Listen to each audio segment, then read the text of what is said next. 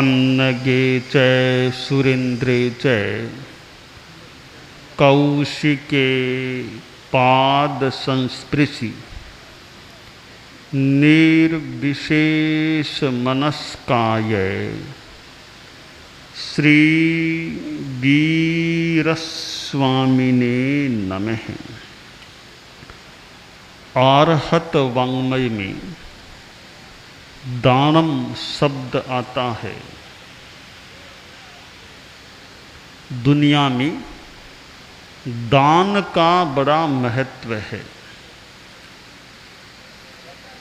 अपनी वस्तु दूसरे को समर्पित कर देना,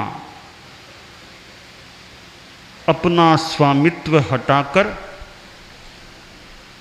दूसरे को अर्पित कर देना दान होता है।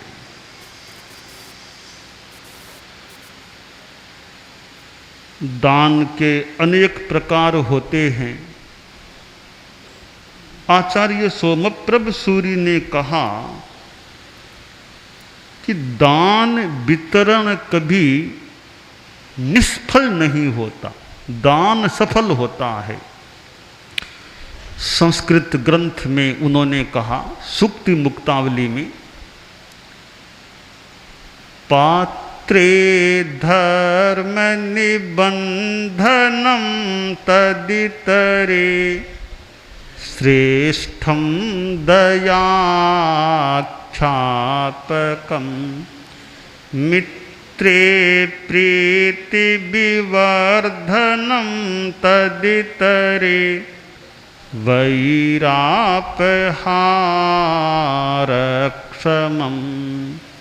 भृत्ये भक्तिभरावहं नरपतौ सम्मान सत्पादकं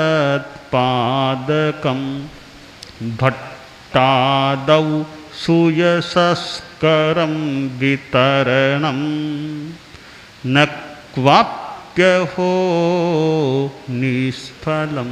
आश्रय आचार्यवर ने कहा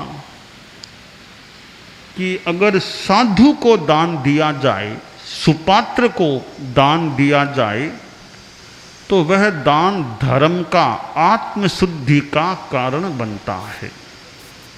एक त्यागी संयमी साधु जो हिंसा का त्यागी, झूठ का त्यागी, चोरी का त्यागी, अब्रह्म का त्यागी, परिग्रह का त्यागी, 18 पाप का त्यागी, जीवन भर के लिए साधना के लिए कृत संकल्प है, ऐसे साधु को शुद्ध दान देना धर्म का कारण है। साधु को विधि के अनुरूप भावना से दान देना कर्म निर्जरा का और संयम का साधन निमित्त बन सकता है।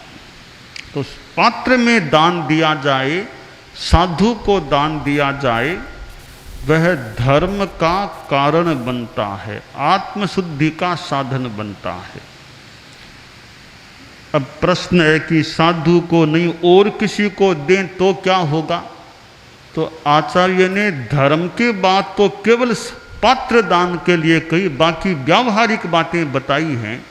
वे ये हैं कि देखो, तुमने किसी गरीब आदि को दान दे दिया, भूखे को रोटी दे दी, प्यासे को पानी पिला दिया, वस्त्रहीन को कपड़े दे दिए, निराश्रय को मकान दे दिया, यह भी दान है। इस दान से क्या होगा? श्रेष्ठम दयाख्यापकम, लोगों में यह बात होगी कि ये कितने दयालु आदमी हैं, गरीबों के लिए कितना करते हैं, तो आपकी दयालु के रूप में ख्याति हो जाएगी गरीबों को दान देने से।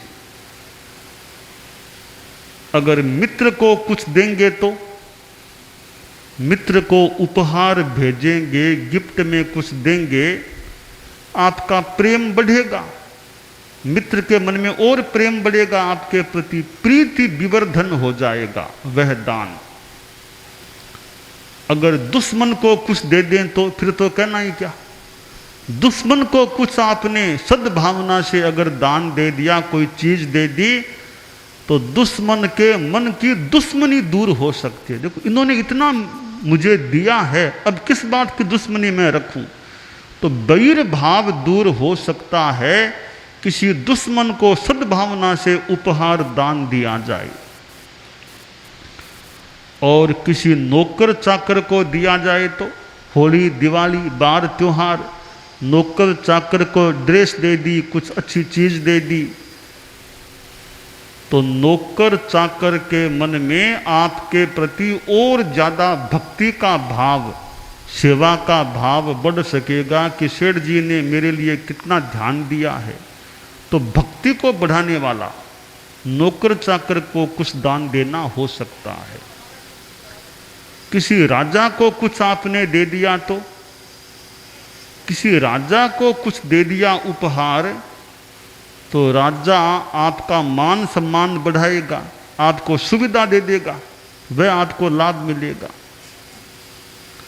किसी चारण भाट को कुछ दे दिया, तो भाट चारण जो कविता बनाने वाला, उसको कुछ आपने दे दिया है, तो वह आपकी कविताएं खूब, आपके बारे में खूब बिरुदावलियां गाएगा कि सेठ जी कितने दानी, खूब कविताएं बनाएगा आपके बारे में, आपका यश बढ़ाएगा। आचार्य सोमप्रभ सूरि ने कहा, वितरणम न क्वाप्य हो निष्फलम। वितरण दान कहीं भी दो, कोई न कोई फल उसका होता है। और लौकिक लोकोत्तर के रूप में दान को देखा जा सकता है। किसी गरीब को, भूखे को, असंयमी को आपने दे दिया, जैसे कोई गृहस्थ गरीब है, भिखारी है, उसको रोटी दे दी, तो इस पर यह बात विचारने की है कि रोटी उसको दी है, दान तो हो गया, लौकिक दान तो हो गया, रोटी उसको देने से क्या उसका मोक्ष निकट हो जाएगा? क्या उसके कर्मों की निर्जरा हो जाएगी? क्या उसके संबर होगा? क्या उसको धर्म का लाभ मिलेगा? तो गरीब को, भूखे को रोटी देने से उसको कोई धार्मिक लाभ थोड़ा ही मिल जाएगा, वह व्यावहारिक चीज है, उपकार व्यावहारिक हो जाता है। अगर उस भूखे आदमी को किसी ने नशे का त्याग करा दिया, झूठ बोलने का त्याग करा दिया, चोरी का त्याग करा दिया, उपदेश दिया, तो उपदेश उसको दिया और उसने त्याग कर दिया चोरी का, जारी का, झूठ का, नशे का, उस त्याग से उस गरीब आदमी का मोक्ष निकट होगा, उसके संयम निष्पन्न होगा, यह धर्म का काम हो जाएगा। तो लोकोत्तर उपकार का अपना महत्व है। लोकोत्तर उपकार से उसकी आत्मा मोक्ष की ओर आगे बढ़ती है।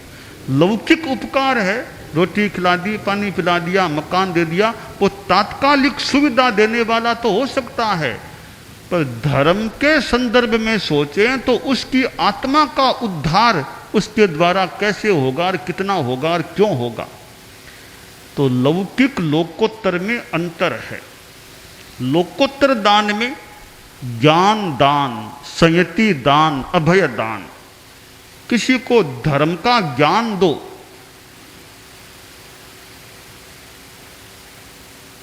किसी को शास्त्र का ज्ञान दो, तत्व ज्ञान दो, आत्मा का ज्ञान दो, पुनर्जन्म का ज्ञान दो, कर्म बंधने की बात बताओ, यह ज्ञान किसी को दिया जाए। सूत्र अर्थ सिखाए, शुद्ध मार्ग आने ठाए। सूत्र अर्थ किसी को सिखाना, बताना, तत्व ज्ञान देना, यह ज्ञान दान है, यह धर्म का अंग है, धर्म दान है। यह संयति दान जो मैंने पहले कहा, साधु को दान देना, वो संयति दान है। और अभय दान, प्राणियों को अभय दान देना बड़ा दान है। दानान श्रेष्ठम अभयपयानम, दानों में श्रेष्ठ दान अभय दान कहा गया है। आचार्य भिक्षु के साहित्य में आता है कि अभय दान क्या है? छह काय मारन रात त्याग गए, कोई पचखे आने बैराग गए। ए अभय दान कयो जिन राय, धर्म दान में मिलियो आए। कोई आदमी छह काय के जीवों को मारने का त्याग कर दे, पृथ्वी काय, अप काय, तेजस काय, वायु काय, वनस्पति काय और त्रस काय, इन छह काय के जीवों को नहीं मारूंगा, मारने का त्याग कर दे और नहीं मारता है, यह अभय दान है। जीवों को अपनी ओर से अभय दे दिया, तो यह अहिंसा की साधना से निष्पन्न होने वाला अभय दान होता है। बहुत बड़ा दान है। तो ज्ञान दान, संयति दान, अभय दान, ये तीनों दान धर्म दान के अंग हैं। आचार्य भिक्षु ने दान पर मीमांसा की है। 10 दान की ढाल दान पर कुछ विश्लेषण करने वाली, प्रकाश डालने वाली है। दान के 10 प्रकार आगम वांग्मय में प्राप्त होते हैं। अनुकंपा, संगहे चेवै, भय, कालुण्यता, 10 प्रकार हैं दान के। उनमें धर्म दान जो है उसके 3 प्रकार हैं, ज्ञान दान, संयति दान, अभय दान। तो आदमी को लोकोत्तर दान देने का प्रयास करना चाहिए, ताकि दान देने वाले को भी लाभ, आध्यात्मिक लाभ, और जिसको दान मिले उसको भी आध्यात्मिक लाभ मिल सके। हमारे साधु साध्वियाँ ज्ञान दान देते हैं। परम पूज्य गुरुदेव तुलसी ने भी कितनों को ज्ञान दान दिया। वे तो एक प्राध्यापक थे। गुरुदेव तुलसी एक प्राध्यापक थे, शिक्षक थे। कितने वर्षों तक उन्होंने कितनों को शिक्षा दी, ज्ञान दिया। आचार्य महाप्रज्ञ जी जैसे उनके विद्यार्थी, अच्छा विद्यार्थी मिल जाए और अच्छा शिक्षक हो तो ज्ञान की अच्छी आराधना हो सकती है। विद्यार्थी भी योग्य हो, ग्रहणशील हो, प्रतिभाशाली हो, पढ़ाने वाला भी प्रतिभाशाली हो, ज्ञानी हो, तो योग्य शिक्षक और योग्य विद्यार्थी का योग मिलने से ज्ञान का सुंदर आदान प्रदान हो सकता है। और विद्यार्थी तर्कशील हो तो शिक्षक का भी ज्ञान और ज़्यादा स्पष्ट हो सकता है और ज्ञान से नए स्फुलिंग प्रकट हो सकते हैं। प्रवचन भी एक ज्ञान दान का माध्यम बनता है। चतुर्मास लगने वाला है, निकट आ रहा है, और चतुर्मास का समय धर्म की आराधना का अच्छा उपयोगी महत्वपूर्ण समय होता है। तो प्रवचन श्रवण का प्रयास भी यथोचित होना चाहिए और प्रवचन के साथ सामायिक का अभ्यास, प्रवचन सुनना और साथ में सामायिक कर लेना, दोनों लाभ हो जाएं। प्रवचन श्रवण भी हो गया, साथ में सामायिक का वो संयम संबर का लाभ भी हो जाए। तो चतुर्मास में तो विशेषतया प्रवचन श्रवण करे, 1 घंटा बैठना ही है लगभग, तो सामायिक भी साथ में हो सकती है। इस प्रकार ज्ञान देने का और ज्ञान ग्रहण करने का प्रयास होना चाहिए। श्रीमद् जयाचार्य तेरा पंथ के चौथे आचार्य थे।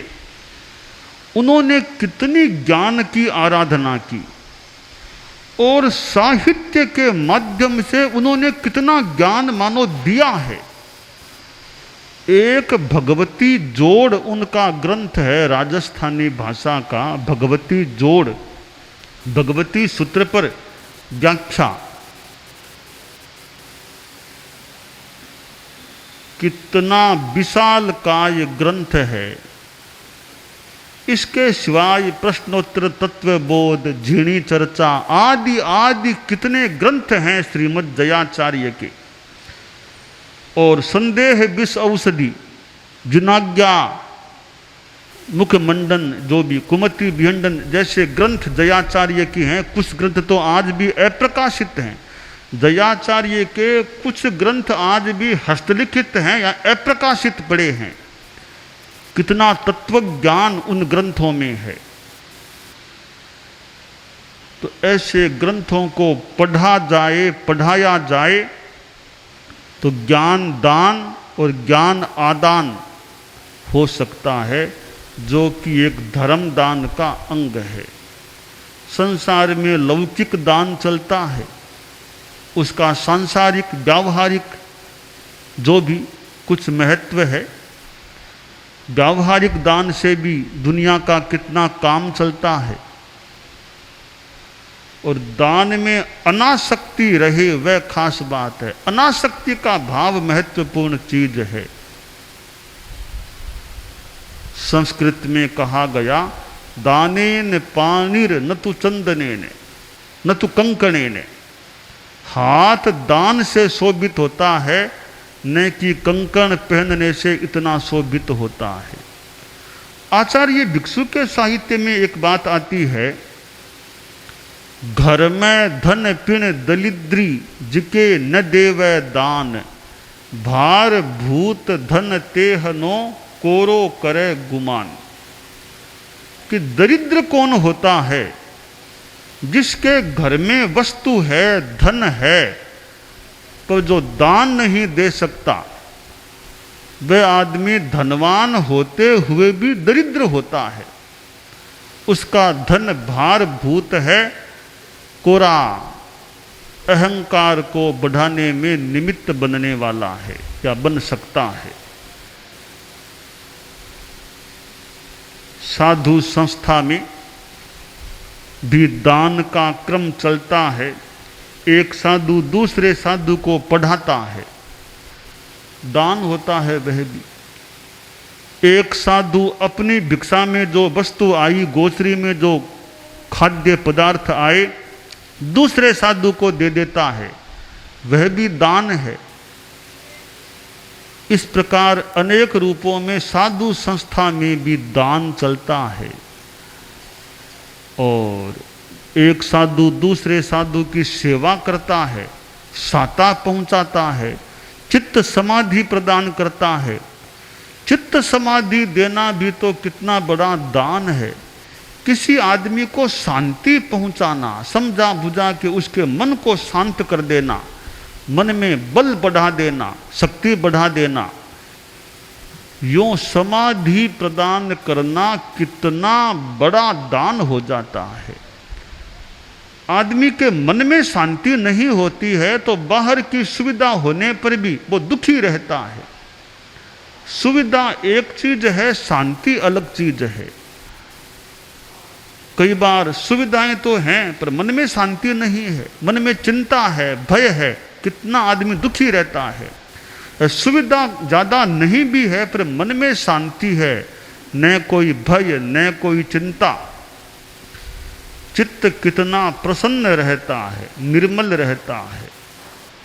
तो आदमी अपनी ओर से किसी को शांति का दान देने का, चित्त समाधि का दान देने का प्रयास करे और आध्यात्मिक सेवा किसी की करे, तो यह लोकोत्तर लाभ प्रदान करने वाला क्रम बन जाता है।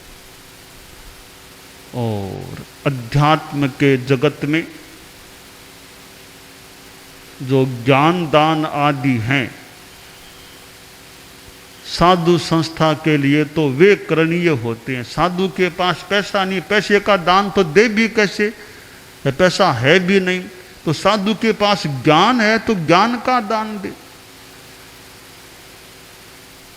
साधु के पास समझाने की कला है तो समझा बुझा के किसी को दीक्षा के लिए तैयार कर दे, कितना बड़ा उपकार हो जाता है। जिसमें जो शक्ति है, जो कला है, उसके अनुसार दूसरों पर आध्यात्मिक उपकार करने का प्रयास किया जाए तो दूसरे को भी लाभ मिल सकता है और खुद को भी लाभ मिलता है।